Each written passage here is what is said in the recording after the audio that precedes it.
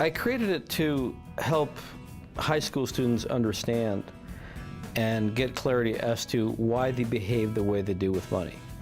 And we created 4 different categories. Now, there's no right or wrong here. There's no, you know what, your blue eyes are nicer than my brown eyes. They're just what we are. And we all have these 4 categories within us. We just tend to have a dominant one. So the first one is the emotional spender. Then we have the practical consumer, the status shopper, and the analytical buyer. And as I mentioned before, one's not better than the other, one's not right, one's not wrong. They're just what we are. So I'm an emotional spender. So for example, I will spend money based on my emotions. So I'm very sensitive, very in tune with my surroundings, very expressive, like to be around people. And depending on my moods is how I'll spend money. So for example, if I'm feeling happy and I want to celebrate, I'll go spend money to be happy. If I'm sad, I'll use money to make myself feel better. As the description is, they're very practical and very methodical. And the practical consumer is actually my daughter. So she will spend money based on what she needs. It's not about emotions, it's about finding the best possible deals. She's very dependable, very reliable, likes to stick to the status quo, and her favorite word is sale. So that's the other part of me, which is the status shopper, which is I gotta look good, right?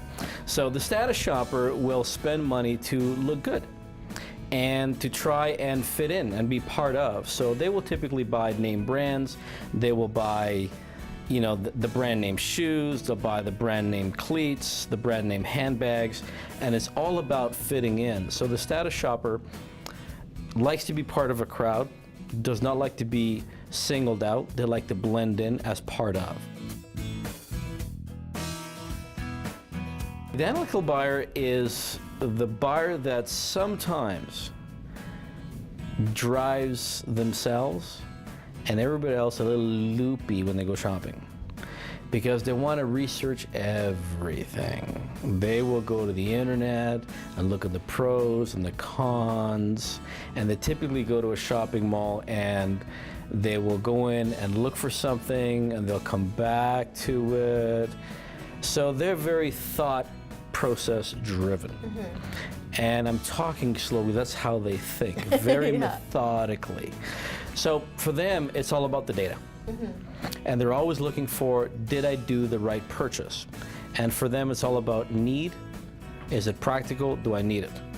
It's not about, do I want it? It's, do I need it? Absolutely. So as I mentioned myself, I'm a emotional spender, status shopper.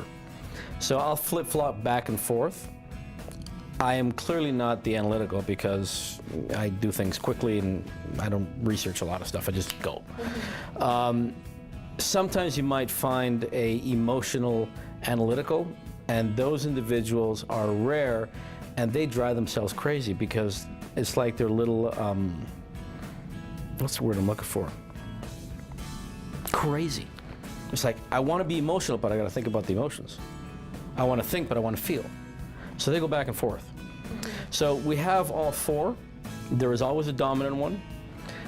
If we tie, the typical tie is the emotional and the status and the practical analytical.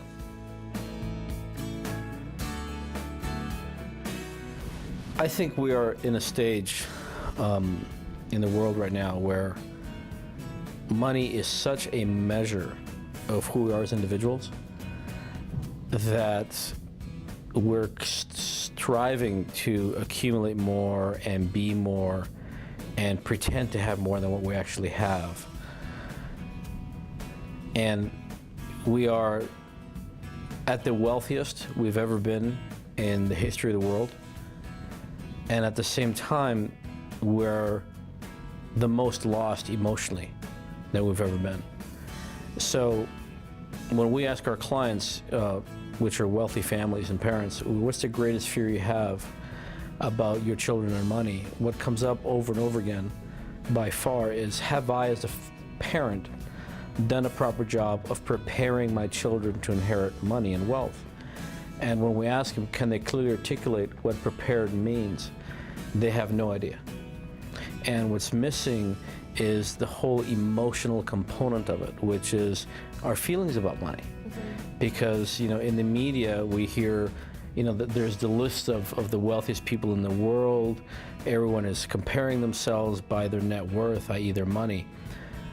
But rarely do we think about how we feel about it. And it's the feelings that drive us in our behaviors. And right now, and this is just my own personal beliefs, I believe that we are losing the fundamentals of what money really is. It's just a tool.